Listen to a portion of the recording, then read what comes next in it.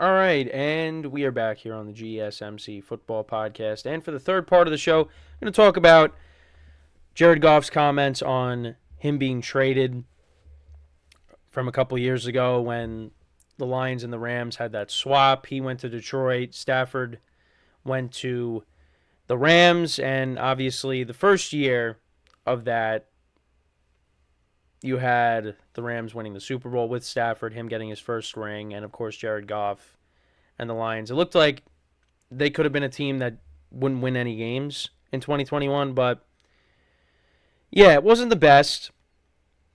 And last couple of years, they've really been trending up and now look like one of the best teams in the NFC. And right now, you would rank them over the Rams. And they beat the Rams in the playoffs. Very close game. Was a very entertaining game. But they did beat the Rams, and that must have been... Jared Goff must have been thrilled about that. So this is some of the things he had to say about that trade. So he said, in hindsight, being traded to Detroit was the greatest thing that ever happened to me for my career and my development as a human. And he said this on the Trading Cards podcast per the Detroit Free Press. Being shipped off and being sent to a place to die essentially is what a lot of people think it was, and I was never going to allow that to happen. I'm fortunate enough to be around a lot of good coaches and players in Detroit that support me and help me reach my potential.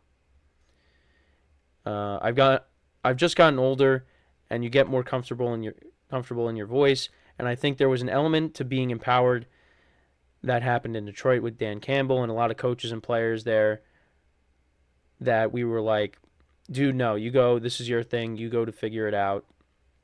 Whereas as a young player, that wasn't always the case. And yeah, I mean, listen, I love what he says there because that's what a lot of people thought.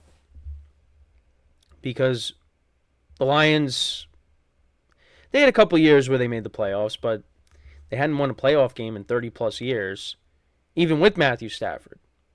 And with Calvin Johnson, who was one of the best wide receivers of, this generation. And they never won anything. Now, that's not their fault. It's what surrounded them. Because they had their chances to win playoff games. I mean, with Stafford, they should have won that game in 2014 against the Cowboys.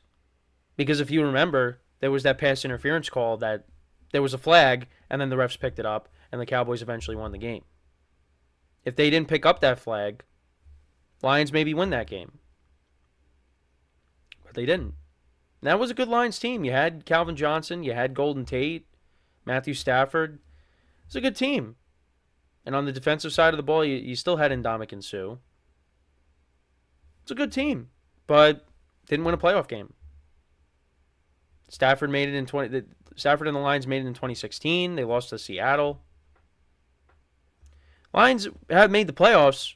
Did make the playoffs with Stafford. They just didn't win. And then Jared Goff comes in there, a couple years. The first year was rough. Second year started off rough, but then they played well towards the end of the season. Could have made the playoffs, but they didn't. So instead they played spoiler and sent Aaron Rodgers packing from Green Bay to the Jets. And then look what they did in 2023. Had one of the best records in the NFC. They make it all the way to the NFC Championship game. And for the most part, looked like the better team.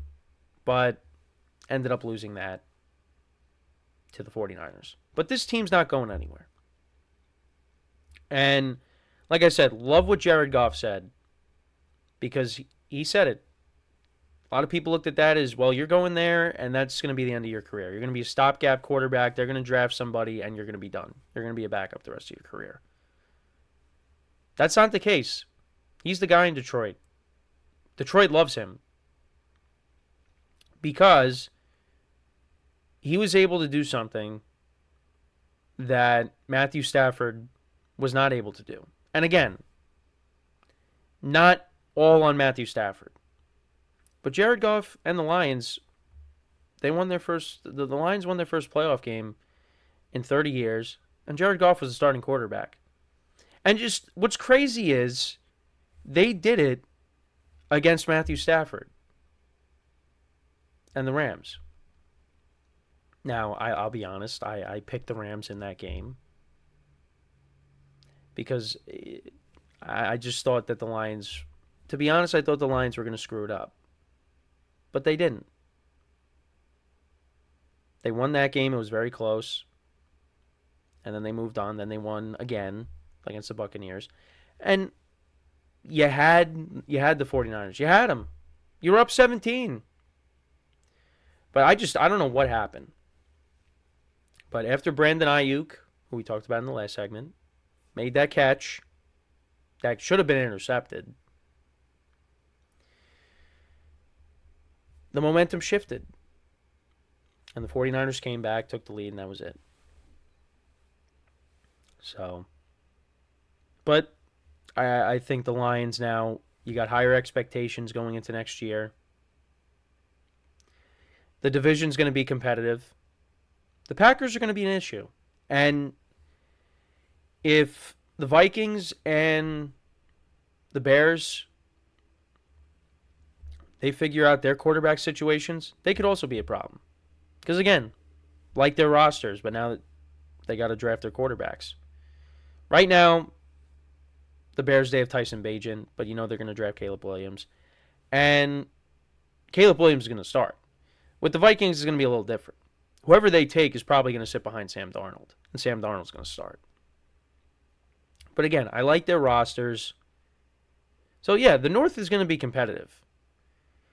But right now, I'd probably still put the Lions slightly ahead of the Packers.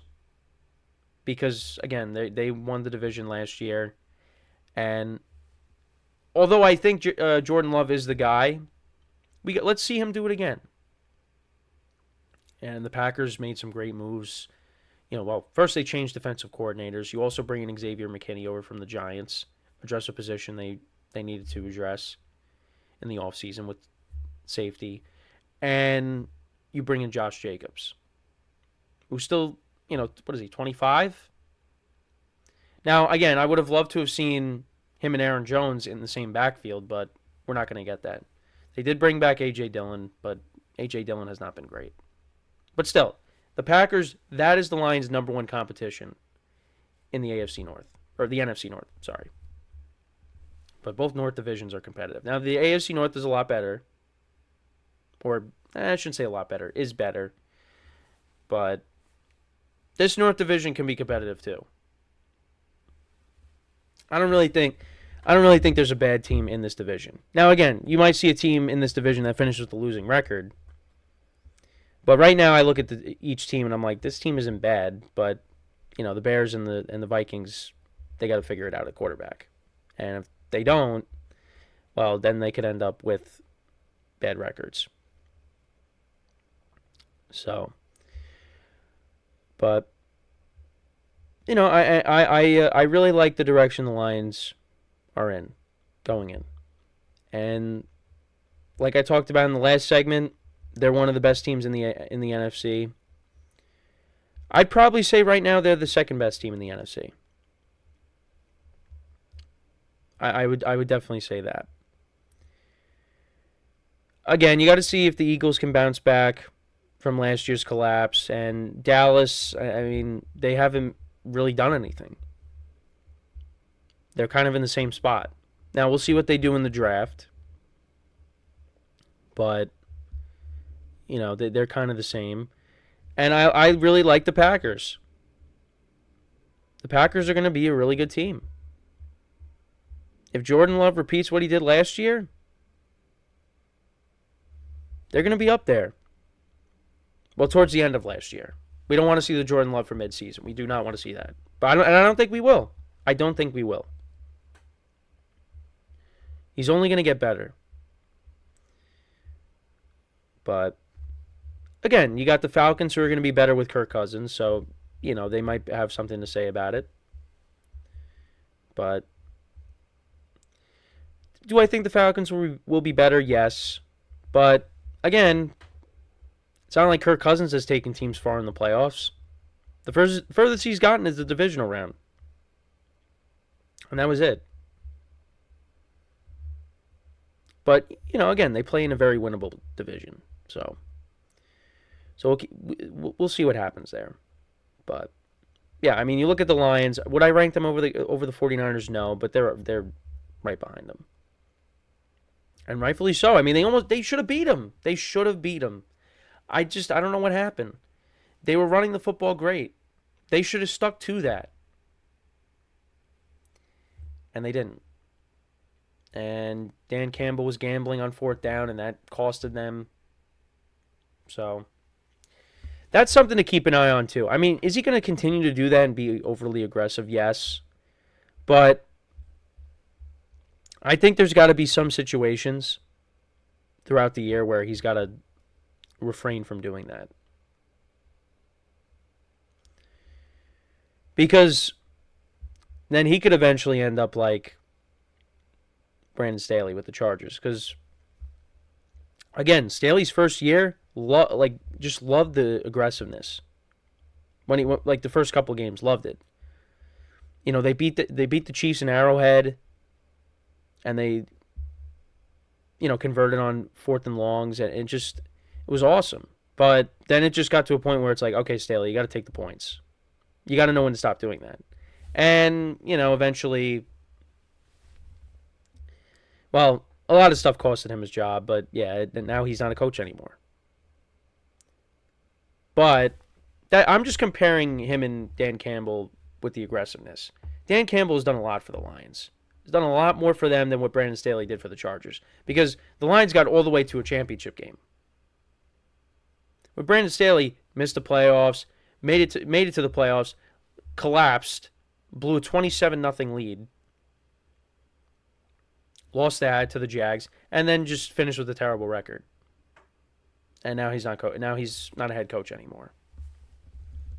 Somebody picked him up though. I think he's on a staff with some team. I forget off the top of my head, but still, I don't want to see that happen to Dan Campbell. I don't want to see him out of a job, because I like Dan Campbell. I just love it all goes back to his introductory press conference with, biting off kneecaps. I just thought that was hilarious. And that's why I call the Lions kneecaps. And I want to see this team continue to improve, and let's see what they do in 2024. But again, the expectations are going to be higher this year. So we'll see how they respond to that. But they really turned it around in Detroit. And a lot of that has to do with the new regime. But yeah, this quarterback, you got to give this quarterback credit, because Jared Goff is a good quarterback. And if you give him the right pieces, he's going to do well. You could see that, because, again, I think people looked at him when he left the Rams and they're like, well, McVay made him, so he's going to go to Detroit and he's going to be nothing. Well, that's not the case.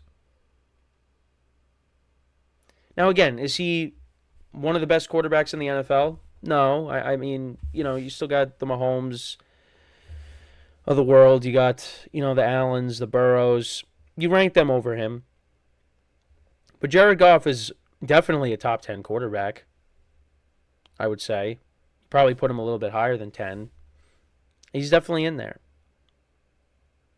So he's a good quarterback, and I think he's proven that with the situation that he's been dealt with, going from the Rams to now with the Lions, and they're building something special there. He's got weapons around him now. He's got a pair of solid running backs, a good tight end, a good receiver, or one of the best receivers, underrated receivers in the NFL, and Amon-Ra St. Brown.